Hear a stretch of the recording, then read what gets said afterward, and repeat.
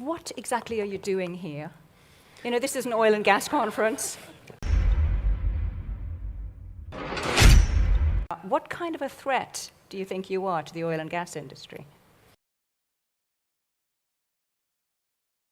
Well, I don't think we're much of a threat. I mean, yet. Yet. Yeah. I mean, the more obvious threat is that we're going to run out of hydrocarbons to mine and burn. That's rather obvious. I mean, well, it depends on what soon means. I mean, it's clearly getting harder and harder. My understanding is that the cost of extraction is doubled and in some cases tripled. So it's getting harder and harder to find hydrocarbons, and it's getting much more expensive to extract them. And really, we're just arguing about the when hydrocarbons run out or become prohibitively expensive, not if. I mean, I don't think there's anyone here who would say it's an if, not a when. They will run out, for sure. So there are time extensions on the game, but the game is going to come to an end. That should be absolutely certain, obviously, frankly. But I mean, to be in non-renewables, and it's tautological, either it's renewable or it's not renewable. So if you're in non-renewables, it's like you're stuck in a room where the oxygen is gradually depleting. And then outside, it's not. So you want to get out that room. And I think the ones that get out of the room sooner will be better off. I mean, if you look, is that where the mission to Mars comes in? No. Ironically, the rockets will use hydrocarbons. Quite a bit, I think. but Isn't there an inherent contradiction then here in your project? No, there isn't.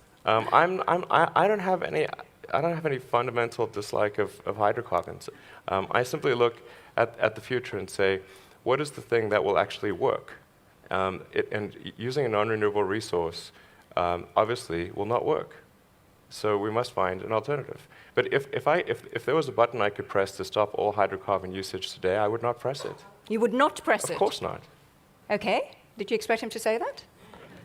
You would not press it because... It would cause human civilization to come to a halt. Every hospital would have to close down. That would be ridiculous.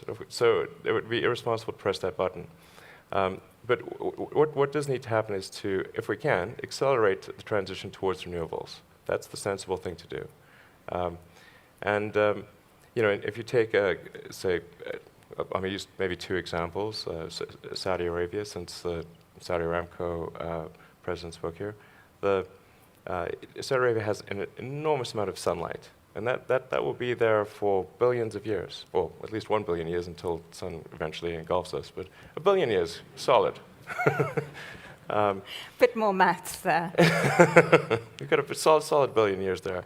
So it seems that you know, investing in the solar resource is the thing that's really going to preserve the long-term future, not so much the oil and gas. I mean, that's a temporary thing. In the future, we'll look back, and by future, I'm not talking about super far in the future, I'm talking about towards the end of the century.